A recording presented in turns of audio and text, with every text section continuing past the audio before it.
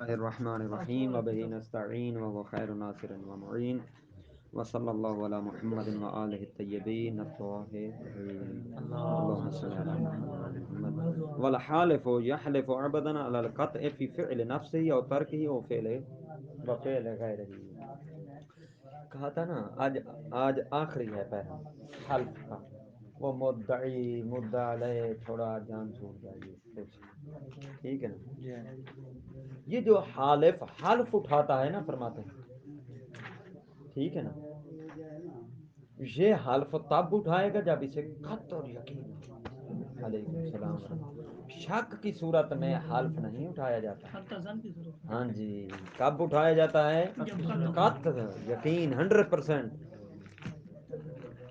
والحالف یحلف ابدا، ہمیشہ حلف اس وقت اٹھاتا ہے قط کی بنا پر، فی فعل نفس ہی، چاہے اپنے فعل کو ثابت کرنے میں، او و ترک ہی، یا اپنے فعل کی نفی کرنے میں، و فعل غیر ہی، یا کسی غیر کے فعل کو ثابت کرنے کے لیے اٹھائے، یا غیر کے فعل کی نفی کرنے کے لیے اٹھائے. جب بھی اٹھائے گا، چاہے اپنے لیے اٹھائے چاہے غیر کے لیے، قط ہوگا تو اٹھائے.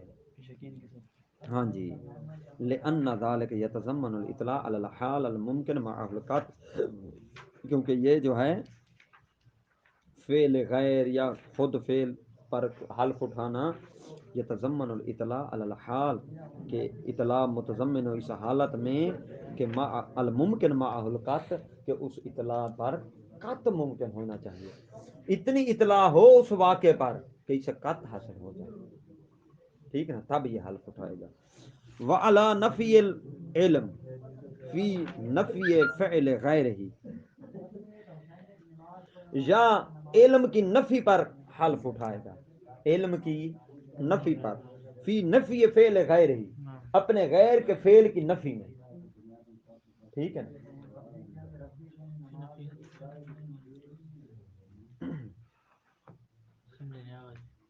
جی سمجھ نہیں آئی ہے نا، سمجھاتا تو میں ہوں. مثلا کہہ دیتا ہے واللہ ما اعلم بان فلانا فعل ما يدعیہ المدعی، اللہ کی قسم میں نہیں جانتا کہ یہ جو مدعی جس چیز کا دعویٰ کر رہا ہے اس نے یہ کام کیا ہو. میں نہیں جانتا، نفی کر رہا ہے علم کی. اللہ نفی العلم، علم کی نفی کر رہا ہے کہ مجھے علم نہیں ہے. لا اعلم، مجھے علم نہیں ہے اس کام کا کہ یہ اس نے کیا ہے، مجھے اس کی کوئی علم نہیں ہے. یعنی اب علم کی نفی کر رہا ہے کہ مجھے علم نہیں ہے. حلف اٹھائے اس نفی پر، عدم علم پر، تو بھی قط کی صورت میں. اللہ نفی العلم فی نفی فعل غیر، غیر کے فعل کی نفی میں، جب اپنے علم کی نفی کرے گا تو اس میں بھی قط ہونا چاہیے، ٹھیک ہے نا. کما لو، مثلا کہ بلا کما لو ادعا علی مورثہ مالا، مدعی دعویٰ کر دے مورث پر، میت کے مورث پر، مال کا، کہ اس کے لیے کیا ہے، ذمہ کے مورث کے ذمہ میں کیا ہے، مال ہے.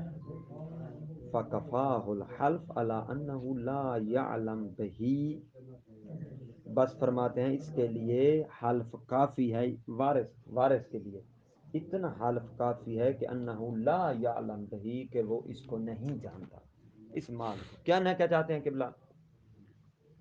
زائد آ گیا، آ کر وارثوں کو کہا اس میت کے ذمے میرا مال ہے، نکالو، ٹھیک ہے نا.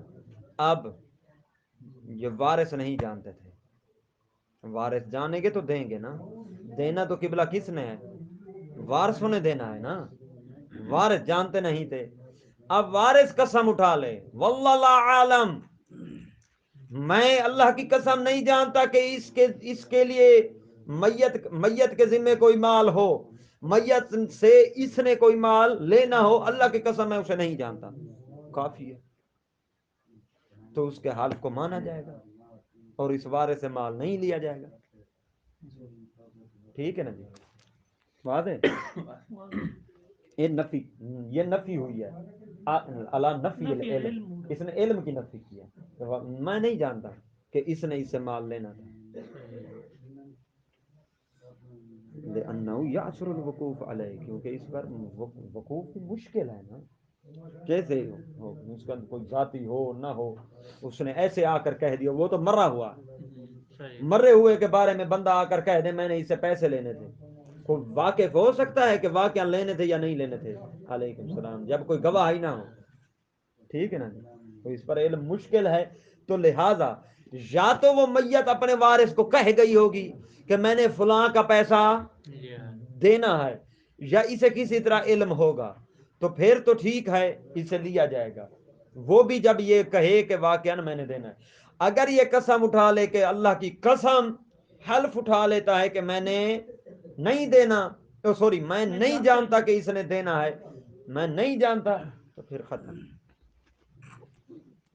حقیقت حال سے کیونکہ واقف ہونا یہاں مشکل ہے، پھر اس میں فحص کرنا یا کوئی گواہ ہوں تو اور بات آ جائے، بخلاف اس بات ہی، ہاں اس بات کی صورت اس میں اس کے خلاف ہے، اس بات کی اگر اس میت کا مال قبلہ صاحب پر ثابت کرنا ہو، ٹھیک ہے، فإن الوقوف علیہ لا یاسر، اس پہ وقوف مشکل ہے نہیں ہے، یہ خود دینے والا بندہ زندہ ہے نا، دینے والا بتائے گا خود یا حلف دے گا، ٹھیک ہے نا۔ القول فی شاہد والیمین، اب شاہد اور یمین کے بارے میں قول آ گیا، وہ جو گواہ لے کر آئے تھے یا قسم اٹھائی تھی، خود قسم اور گواہ کے بارے میں اب بات آ گئی ہے، قل ما یثبت بشاہد وامرأتین یثبت بشاہد ویمین، ہر وہ صورت جہاں ویسے کتنے گواہ بینہ سے مراد کیا تھا؟ دو عادل مرد گواہ، دو مرد عادل گواہ، فرماتے پھر ہر وہ صورت، بعض کی نفی بعض کی استثناء کیا تھا کہ یہاں ایک مرد اور دو عورتیں کافی ہیں، بعض درمیان میں آئے تھے، پتہ نہیں یاد ہے یا آپ کو نہیں ہے، یہاں ایک مرد اور دوسرا مرد اگر نہیں ہے نا گواہ، تو اس دوسرے مرد کی جگہ دو عورتیں لے آؤ، کافی ہے گواہی کے لیے، مقدمہ ذہن میں آ گیا تمہیں، پر میں کل ما یثبت بشاہد و امرتین، ہر وہ چیز کا دعویٰ جو ایک گواہ مرد اور دو عورتوں کے ذریعے سے ثابت ہو سکتا ہے، یثبت بشاہد و یمین، اس چیز کا دعویٰ ایک گواہ اور ایک حلف کے ذریعے سے ثابت ہو سکتا ہے۔ نہیں پہنچے میرا خیال ہے، آپ پتہ نہیں سمجھ آ گئی ہے، آسان تو ٹھیک ہے نا، دو عورتیں اب نہیں ہیں اس کے پاس گواہ، ایک گواہ ہے مرد، تو اس دوسری عورتوں کی جگہ پر یہ حلف اٹھا لے، ایک گواہ پیش کر دے اور اس کی جگہ پر ساتھ کیا کر لے؟ حلف اٹھا لے، یہ بھی کافی ہو جائے گا۔ اب قبلہ ہمیں یہ بھی بتاتے جاؤ، یہ کون سا مورد ہوتا ہے جہاں ایک گواہ کے ساتھ حلف چل جاتا ہے اور دوسرے گواہ کی ضرورت نہیں پڑتی؟ ہمیں ایک کلی قاعدہ کے طور پر بتا دو وہ مورد، تو قبلہ صاحب فرماتے ہیں وہ کل ما کان مالا، ہر وہ مورد جہاں دعویٰ مال کا ہو، جہاں دعویٰ مال کا ہو، او کان المقصود منہ مالا، یا وہ مورد ہو جہاں دعویٰ عین مال کا نہیں ہے، ایسی چیز کا ہے جس کا مقصد مال ہے، یہ پیچھے یہ بات گزر چکی ہے، یہی مال اور مقصود من مال والی، تو وہاں کیا ہوگا؟ دعویٰ مال کا ہو یا مقصود دعویٰ کسی اور چیز کا ہے، لیکن اس سے ہدف کیا ہے؟ مال ہے، تو ان دو صورتوں میں دو گواہ نہ بھی ہوں، ایک گواہ ہو ساتھ ایک گواہ کے طور پر مدعی حلف اٹھا لیتا ہے تو کافی ہے، دعویٰ ثابت ہو جائے گا، ٹھیک ہے نا۔ مثلا اب قبلہ ہمیں چھوٹے سے ابتدائی طالب علم ہمیں سمجھ قبلہ نہیں آئی کہ مال تو واضح ہے کہ دعویٰ ہی عین مال کا ہے، اس نے میرے ₹1,00,000 دینا ہے مدعی نے، مقصود میں نما دعویٰ کسی اور چیز کا ہے، اس سے مقصد مال کا، قبلہ یہ بھی سمجھا دیں، تو قبلہ فرماتا ہے قدین، والقرض، ٹھیک ہے نا، دین کا اور قرض کا، ٹھیک ہے نا. اچھا، تخصیص بعد تعمیم، یہ تخصیص کیا ہے؟ بعد تعمیم ہے. یہ سمجھ نہیں آئی ہوگی ترجمے کی صورت میں. پہلے تو یہ سمجھے نا، یہ ذہن میں سوال لیں نا، تخصیص بعد تعمیم بعد کریں، وہ تو خود بخود سمجھ آ جائے گی. اگر پیچھے والی بات سمجھ آئے تو آگے والی خود بخود آ جاتی ہے.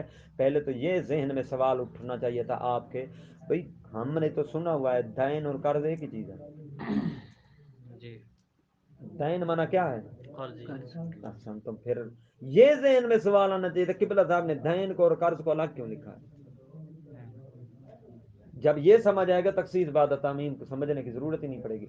بھائی وہ کہتے ہیں دین اور قرض میں فرق ہے، دین اور قرض میں فرق ہے. قرض خاص ہے، دین عام ہے. قرض خاص ہے، دین عام ہے. کس طرح؟ قرض فقط یہ ہوتا ہے کہ کوئی چیز مال دیا، اس کے بدل اس کا عوض واپس وہ کرے گا، یہ قرض ہے. مثال کے طور پر مدثر صاحب نے لیے ہیں شاہ صاحب سے 10,000 دینار، انہوں نے خرچ کر لی، اس کے عوض 10 واپس کریں گے، وہی 10 دینار واپس کریں گے، یہ قرض ہو گیا. دین عام ہے، اس سے اس کو دین اس کو بھی کہتے ہیں، اس کو بھی دین کہتے ہیں. یہ جو ہم نے بتایا ہے کون سا والا؟ یعنی تخصیص والا. بدلہ والا. انہوں نے 10 دیا تھا اور 10 وہ واپس لیں گے، اس سے دین بھی کہتے ہیں. اور دین ایک اور چیز کو بھی کہتے ہیں، قرض. جہاں کوئی چیز انہوں نے نہ دی ہو صرف لینی ہو اسے بھی دین کہتے ہیں. جہاں صرف لینی ہو اسے قرض نہیں کہتے. قرض لینے کا دینا ہوتا ہے، دین لینے کا دینا بھی ہوتا ہے اور صرف لینا بھی ہوتا ہے. مثلا دیات، قبلہ مدثر صاحب نے سید صاحب کو کیا کر دی؟ کچھ کر دیا جس کی بنا پر کیا آ گیا؟ دیت لازم آ گئی. اب قبلہ صاحب نے کوئی چیز دی ہے مدثر صاحب کو؟ نہیں، دیت لینی ہے، اسے دین کہتے ہیں. ٹھیک، وہ بھی تو انہوں نے دی ہے نا. دونوں چیزیں یہاں مدثر صاحب دے رہے ہیں، تو اسے کہتے ہیں سید نے دین لینا، اسے قرض نہیں کہیں گے. سب کے لیے واضح قرض اور دین کے درمیان فرق. قرض کیا ہے؟ خاص ہے ایک مورد کے ساتھ، اور دین کیا ہے؟ عام ہے، اس مورد کو بھی شامل ہے، اس کے غیر ایک اور مورد کو بھی. ہاں تو اچھا، حق مہر بھی دین، حق مہر کو قرض نہیں کہیں گے، دین کہہ سکتے ہیں. بیوی نے جو حق مہر لینا ہے، ٹھیک ہے نا، اسے دین کہا جا سکتا ہے. اب اگر کہیں وہ تو دے کے لے رہی ہے، ٹھیک ہے نا، تو وہ دے اور چیز لے رہی ہے اور لے اور چیز رہی ہے، ٹھیک ہے نا. پیسہ تو نہیں دیا تھا اس نے جو پیسہ لے رہی ہے، ٹھیک ہے نا، پیسے کے عوض پیسہ نہیں ہے. اچھا، اسے بھی دین کہا جا سکتا ہے. تو دین عام ہے اور قرض کیا ہے؟ خاص ہے. دین پہلے ہی دے دیے. تو فرماتے ہیں تخصیص، اب سمجھیے گا، تخصیص بعد تعمیم. یہ لفظ دین اور قرض، پہلے دین کو لکھا ہے مصنف نے، پھر قرض کو لکھا ہے. شارح فرماتے ہیں یہ تخصیص کو تعمیم کے، تخصیص کی جگہ خاص لیں، خاص کو تعمیم کی جگہ عام لیں، خاص کو عام کے بعد ذکر کیا ہے، خاص کو بعد میں ذکر کیا ہے، عام کو پہلے ذکر کیا ہے. واضح ہوا ہے؟ دین کو پہلے ذکر کیا. اب تو تخصیص بعد تعمیم واضح ہے نا. اب آگے چلیں. اچھا، والغصب، یہ مال کا دعویٰ، ٹھیک ہے نا. عقود المعاوضات، معاوضے والے عقود، ٹھیک ہے نا، مال کا اور مقصود میں نو مال کی مثالیں. کل بے و صلح، بے اور صلح میں کیا ہوتا ہے؟ مقصود میں نو مال، ٹھیک ہے نا. والاجارہ والہبہ المشروط بے عوض، وہ ہبہ جو عوض کے ساتھ مشروط ہو. ہبہ ایک ہوتا ہے بغیر شرط کے ہوتا ہے، ایک ہبہ ہوتا ہے جو مشروط ہوتا ہے، مشروط بے عوض ہوتا ہے. بغیر شرط کے مدثر صاحب میں نے قبلہ آپ کو یہ کتاب ہبہ کر دی، ختم، بغیر شرط کے ہو گئی، شرط کے ساتھ قبلہ یہ میں آپ کو کتاب تو ہبہ کر رہا ہوں، اس کے بدلے میں میرا یہ کام کر دینا، یہ ہے شرط کے بے عوض، عوض کے ساتھ ہبہ کیا ہے، ٹھیک ہے نا، واضح۔ والجنایت الموجب للدیت، وہ جنایت جو موجب بنتی ہے دیت کا، وہ بھی کیا ہے، اس سے مقصود مال ہوتا ہے، ٹھیک ہے نا، دیت کل خطا و عمد الخطا، خطا اور شبہ عمد، ایک ہوتی ہے نفس خطا، عین خطا، ایک ہوتی ہے نہ عمدن اسے کہا جاتا ہے نہ ہی خطا بلکہ شبہ عمد کہا جاتا ہے، ٹھیک ہے نا، ایسے ایسے کر رہا تھا، ارادہ نہیں تھا، بس اس کے سر میں لگا اور گیا، ٹھیک ہے نا جی۔ وہ قتل، یہاں کیا ہوگا ان چیزوں میں، ایک گواہ اور ایک حلف کافی ہے ثابت کرنے میں، دیت کو ثابت کرنے میں سید نے کیا کہا، مجھے انہوں نے کیا کیا ہے، جنایت کی ہے شیخ صاحب نے مجھ پر، تم دعویٰ لے کر آ گئے، ثابت کریں سید صاحب، سید صاحب ایک گواہ لے آئیں اور ایک حلف دے دیں تو کافی ہو جائے گا، جنایت ثابت۔ اسی طرح صلح کے لیے، بیع کے لیے وغیرہ وغیرہ۔ وقتل الوالد ولدہ، باپ بیٹے کو قتل کر دے، قتل کا ہمیشہ کیا ہوتا ہے، قرآن نہ قصاص، قرآن کی آیت ہے قصاص ہوتا ہے قتل کا، ٹھیک ہے نا، یعنی قتل کا بدلہ اونک بدلہ اونک، ٹھیک ہے نا جی، گردن کا بدلہ گردن، ٹھیک ہے، لیکن جب باپ بیٹے کو قتل کر دے پھر قصاص نہیں ہوتا، پھر دیت ہوتی ہے، ٹھیک ہے نا، بیٹا باپ کو قتل کرے تو پھر ہے، لیکن باپ بیٹے کو قتل کر دے تو اس کے بدلے میں باپ کو قتل نہیں کیا جائے گا، یہ توجہ کیجئے گا، ٹھیک ہے نا، بلکہ اس سے کیا لی جائے گی، دیت لی جائے گی، اس کی یہ دیت کا باب ہے نا آخری میں، وہاں لکھا ہوا ہے سارا کو جی کہ اس کی دیت کتنے دے گا باپ، دیت حاکم شریک کو کتنا دے گا، یہ الگ، ٹھیک ہے نا جی قبلہ، اب اتنا ذہن میں رکھیں کہ باپ بیٹے کو قتل کر دے تو باپ پر قصاص نہیں ہوتا، دیت ہوتی ہے۔ وقتل الحر العبد، اسی طرح حر قتل کر دے غلام کو، اس پر کی قصاص نہیں ہوتا بلکہ دیت ہوتی ہے۔ والمسلم الکافر، مسلمان کافر کو قاتل کر دے تو مسلمان کو اس کے بدلے میں قاتل نہیں کیا جائے گا قصاص کے طور پر بلکہ کیا ہوگی، اس پر دیت ہوگی۔ وکسر العظام، کسی کی ہڈی ٹوٹ جائے، ٹھیک ہے نا، وہ ان کان عمدن، اگرچہ کوئی عمدن توڑ دے، شیخ صاحب سید کی ہڈی توڑ دے تو پھر کیا ہوگا، اس پر یہ نہیں کہ ان کی ہڈی توڑی جائے، اس پر بھی کیا ہوتا ہے، دیت ہوگی، کیونکہ ہڈی یہ کوئی مخصوص چیز تو نہیں وہاں سے ایک جگہ سے ایسے کر کوئی ماریں گے تو دوسری جگہ سے بھی ٹوٹ سکتی ہے یا دو جگہ سے بھی ٹوٹ سکتی ہے، تو پھر سید ان کی توڑنے لگے، دو جگہ سے ٹوٹ گئی تو شیخ صاحب پھر ان کی توڑیں گے، یہ تو ہڈیاں توڑتے رہ جائیں گے ایک دوسرے کی، ٹھیک ہے نا، لہذا دیت ہوگی یہاں کے ساتھ، اس کا بدلہ نہیں ہوگا۔ وقضا الجائفہ، اسی طرح جائفہ کی صورت میں، جائفہ کہتے ہیں کہ بلا کسی کو اتنا زور سے مارنا کہ چوٹ اندر لگے، اندر تک چوٹ پہنچے، ٹھیک ہے نا، اندر تک چوٹ پہنچ جائے تو اسے کہتے ہیں، اس کی بھی کیا ہوگی، دیت ہوگی۔ یہ بھی کسی کوئی کہے شاہ صاحب نے کہا شیخ صاحب نے مجھے جائفہ کیا ہے، اندر تک چوٹ پہنچی ہے، باہر زہر نہیں ہے، تو پھر کیسے ثابت ہوگا، تو فرماتے کیسے ثابت ہوگا، شاہ صاحب ایک تو گواہ لائیں گے اور دوسرا حلف اٹھائیں گے، دو گواہ لائے تو ٹھیک، نہیں تو ایک گواہ اور ایک حلف کے ذریعے سے بھی ثابت ہو جائے گی، واضح ہو رہا ہے جائفہ۔ اسی طرح مامومہ، مامومہ کہتے ہیں سر پر مارا اور بندے کا دماغ فارغ ہو گیا، سر پر مارا اور دماغ فارغ کر دیا، اب دعویٰ پہنچ گیا دماغ فارغ، کیسے فارغ ہے، نظر تو نہیں آ رہا، یہ جان بوجھ کر ناٹک کر رہا، ٹھیک ہے نا، تو اس کے بارے میں حلف پیش ہوگا، مدعی دو جو بھی دعویٰ دائر کرے گا وہ حلف اور شاہد دے گا، کافی ہے، یعنی دو شاہد لے تو ٹھیک، نہیں تو ایک حلف اور ایک شاہد سے بھی کام چل جائے گا۔ والمنکلہ، ملکلہ کہتے ہیں ہڈی ایک جگہ سے دوسری جگہ منتقل ہو جائے، انتقال، شیخ صاحب نے مارا، ہڈی شاہ صاحب کی ایک جگہ سے دوسری جگہ چلی گئی تو اس کی بھی کیا ہوگی، قبلہ صاحب پر دیت ہوگی۔ تو شیخ یہ دعویٰ کیسے سید کا ثابت ہوگا، ایک قسم اور ایک قسم اور ایک گواہ بھی کافی ہے. لما فی ایجابہا قصاص علی تقدیر العمد من التغریر.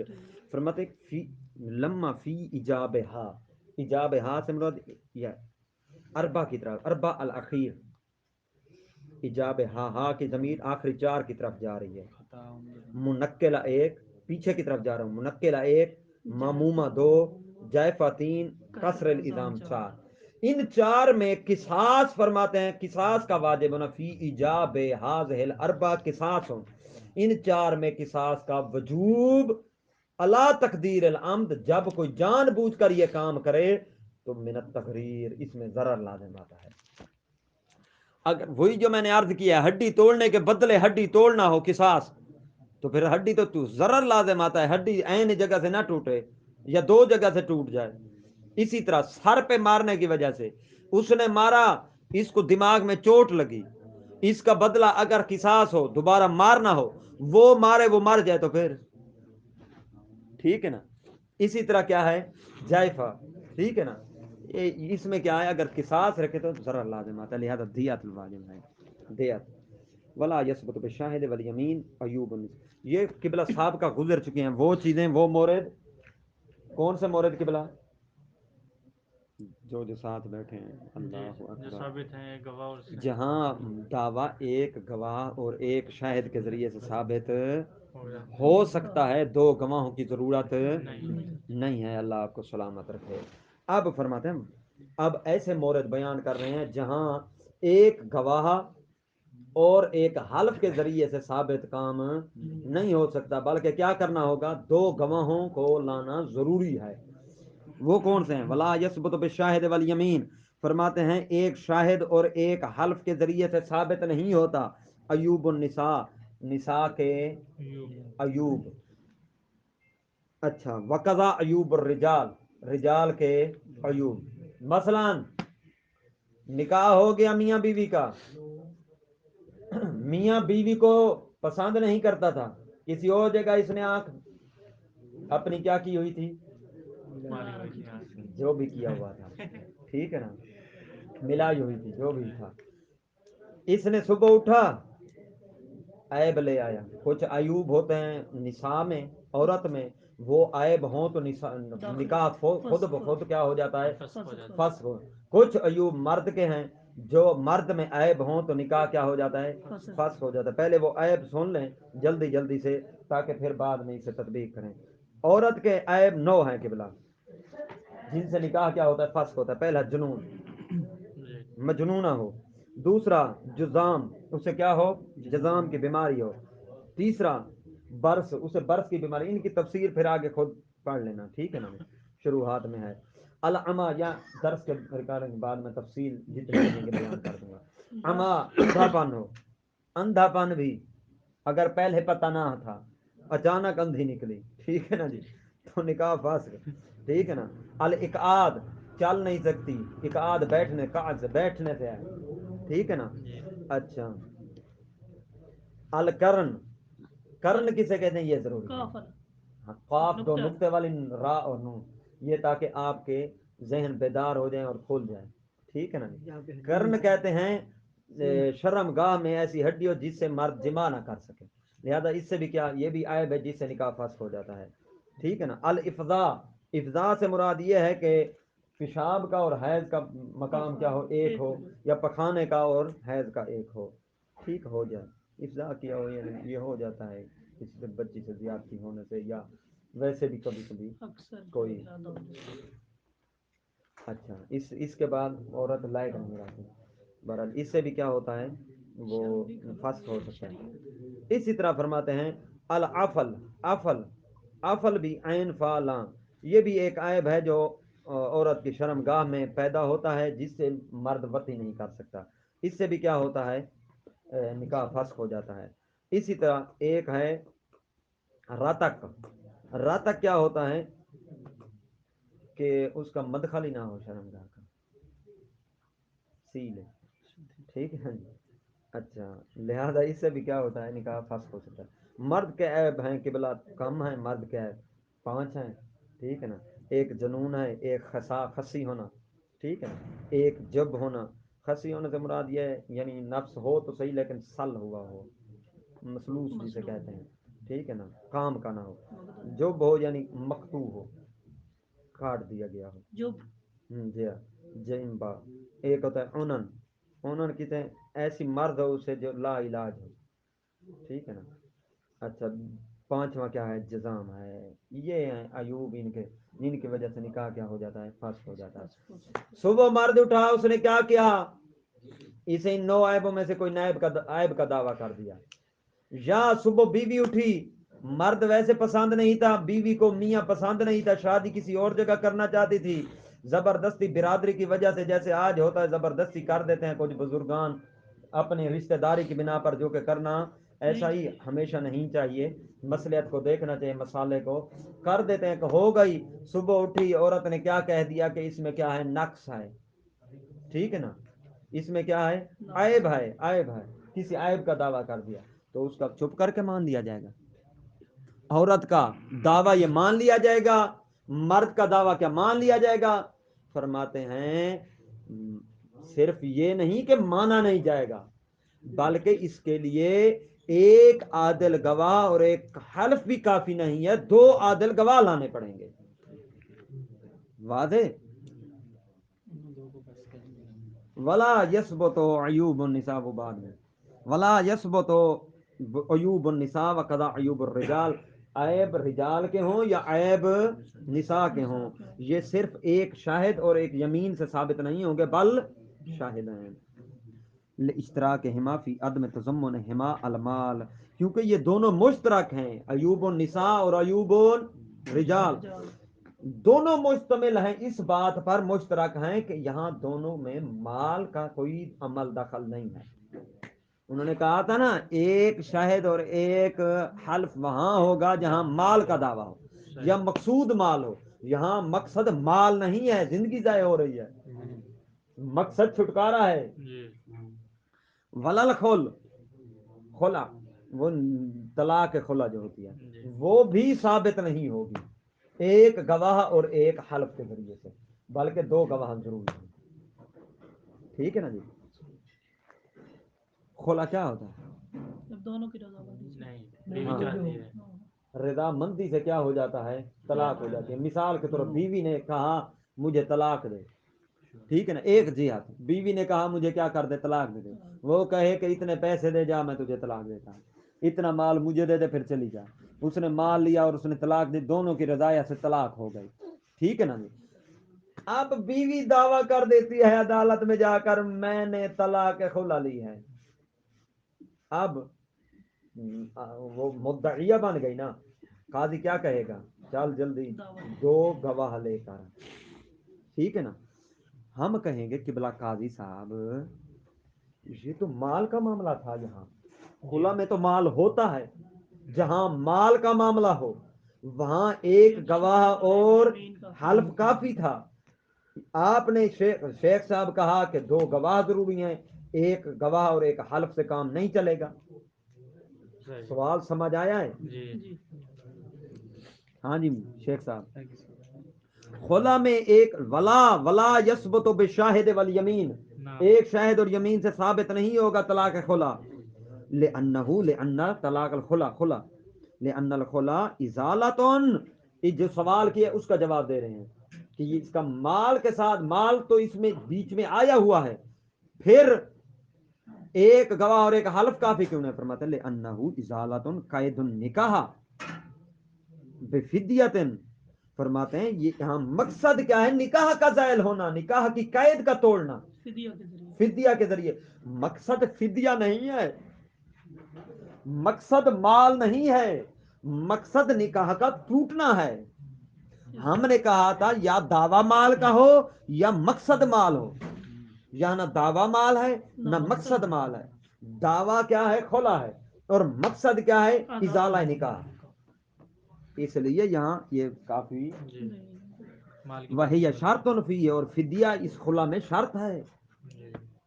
لا داخلۃ فی حقیقت ہی، قبلہ توجہ، فدیہ شرط فی الخلا، خلا میں شرط ہے، لا داخلہ فی حقیقت الخلا، خلا کی حقیقت میں داخل نہیں ہے، یعنی شرط ہے جز نہیں ہے. شرط اور جز میں فرق کا پتہ ہے آپ کو؟ شرط ہمیشہ خارج ہوتی ہے، ہمیشہ نہیں، شرط وہ ہوتی ہے جو اٹھ سکتی ہے، جز جدا نہیں ہوتا. جی ٹھیک ہے، شرط کے بغیر کام چل سکتا ہے، جز کے بغیر نہیں ہوتا.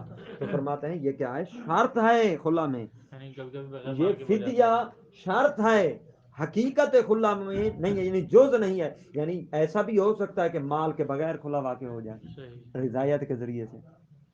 ٹھیک ہے نا؟ یہ کس کی علت بیان ہوئی ہے؟ ہاں، یہ مال کی نہیں بلکہ ایک شے سوال اور یہاں ایک پیدا جگہ ہوگا کہ یہاں تو مال کے بیچ میں تعلق ہے، ضمن میں مال بھی موجود ہے خلا میں.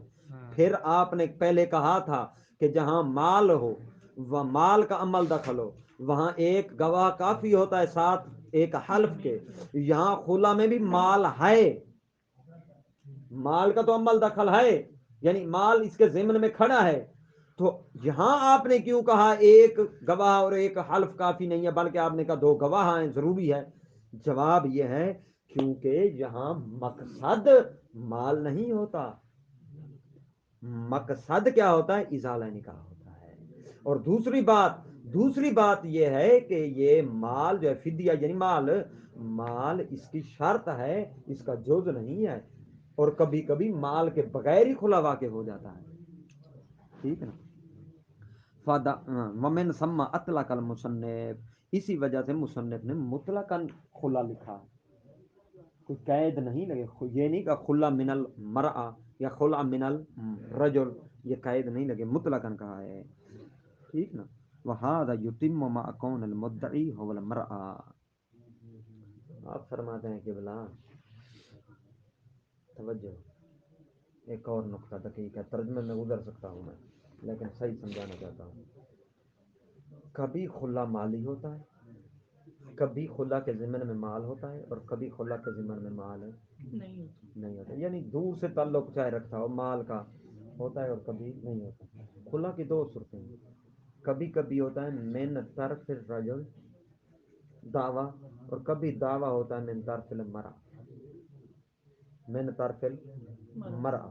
یہ جو ہم نے دعویٰ کیا ہے کہ یہ مال شرط تو ہے جز نہیں ہے، یہ فرماتے ہیں اس صورت میں صحیح ہے جہاں کیا ہو ھذا یتم مع کون المدعی ہو المرأة. ٹھیک ہے، مدعیہ کون ہو؟ مرا ہو. اما لو کان الرجل، جب مدعی رجل ہو، اس نے کہا ہو کہ میں نے اسے خلا دے دیا ہمارا ہو گیا ہے، تو فرماتے ہیں فدعواہ تتضمن المال. تو یہاں دعویٰ رجل کا دعویٰ متضمن ہے کس کو؟ مال کو. یہاں مال کا عمل دخل ہے. توجہ، خلا کی دو صورتیں بن گئی آپ. ٹھیک ہے نا؟ دعویٰ من المرأة ہو تو مال کا عمل دخل نہیں ہے، دعویٰ من الرجل ہو تو پھر عمل دخل ہے. واضح ہوا دو.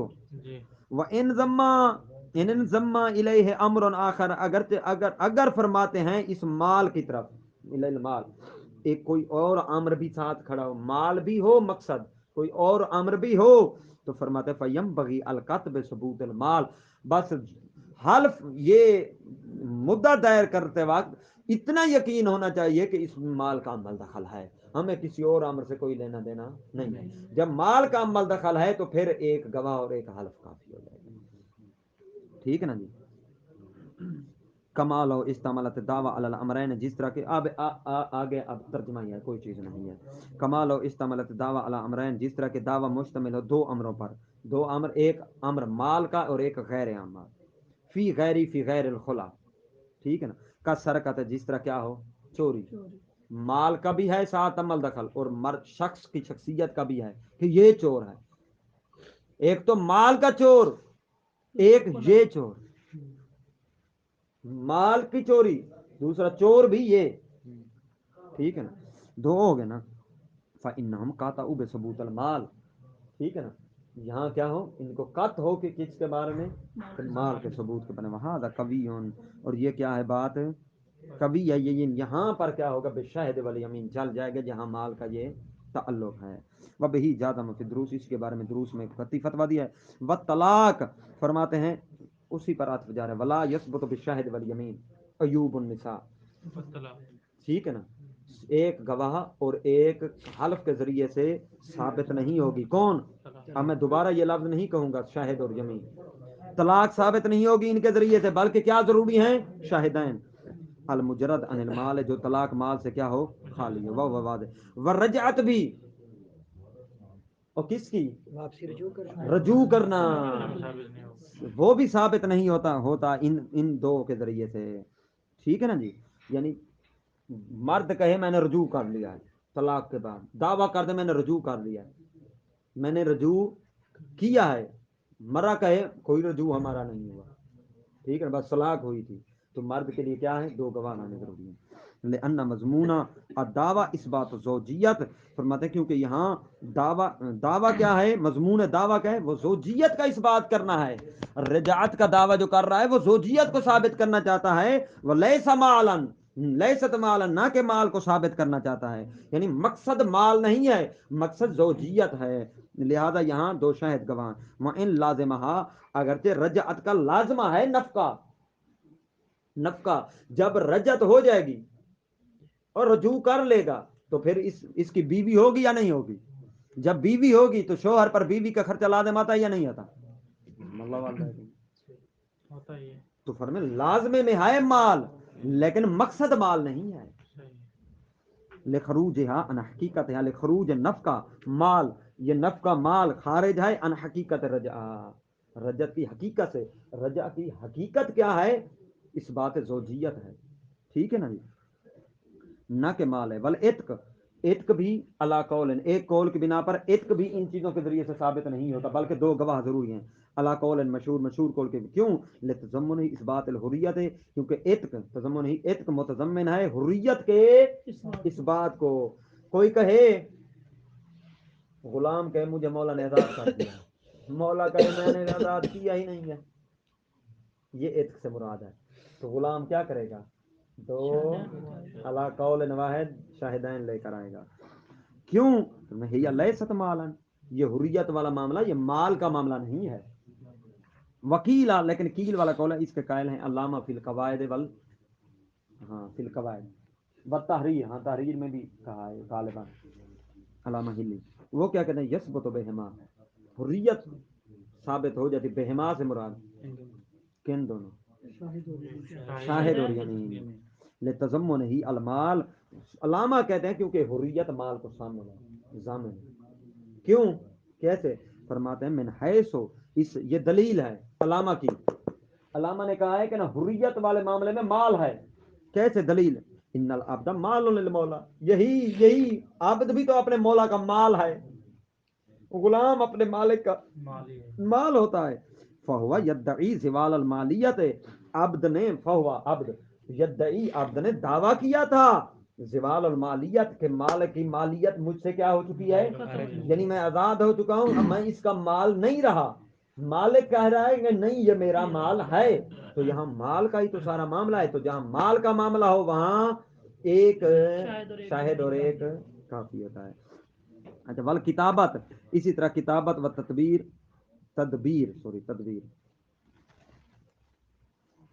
کر لیں گے. والحمد للہ رب العالمین. اللہم صلی اللہ علیہ وسلم.